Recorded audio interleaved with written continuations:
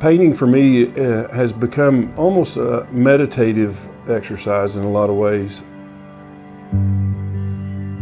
I was bemoaning the fact that we don't have a lot of mountains and streams and rivers and those typical things that people love to paint in Lubbock. And this good friend of mine said, paint what excites you, paint what you know, paint what you're passionate about, and paint what you enjoy.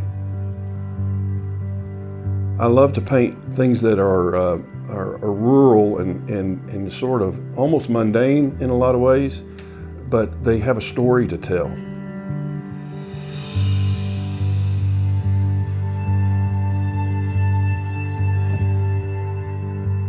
Watercolor is a very interesting medium. It's a transparent medium, which means we paint from our lightest values to our darkest values, and we layer them on top. We have to think ahead, and if we want something to be white, we have to not paint it instead of paint it.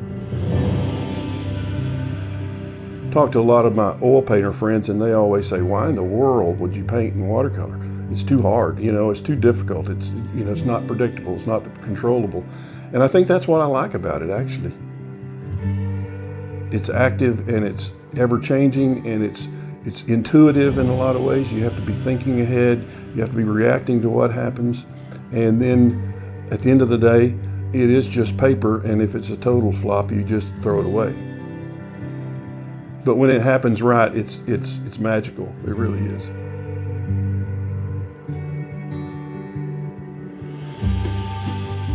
I grew up in West Texas for the most part, and so I've always been drawn to those stories that you see played out in structures, old farmhouses.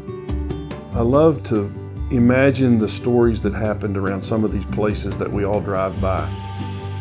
So I drive by an abandoned farmhouse, and I start wondering about the people that lived there, the people that built that place, the life that they had. Start imagining how many children did they raise there? Did they have a happy life? Was it a sad life? What was it? I live in West Texas, and we got long horizons. We have the land. And so I paint the sky and I paint the land, and it's that point where the sky and the horizon intersect with what man has done there that always kind of gets my attention.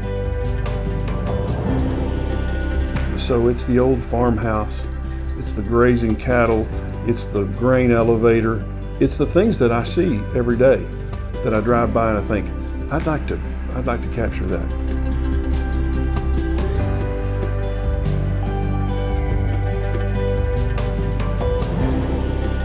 I don't have a lot of inborn natural ability, natural talent. I've just got a lot of desire. I just enjoy it so much. This inborn talent is way oversold. It's overrated. What you need to do is enjoy it and do it and learn from it, and you'll be amazed at what you could do. I preach all the time is man, if you haven't painted, you need to try it. If you haven't created, you need to create something. If you haven't found an outlet where you can express yourself, well, you need to, because I think it's something that's in all of us.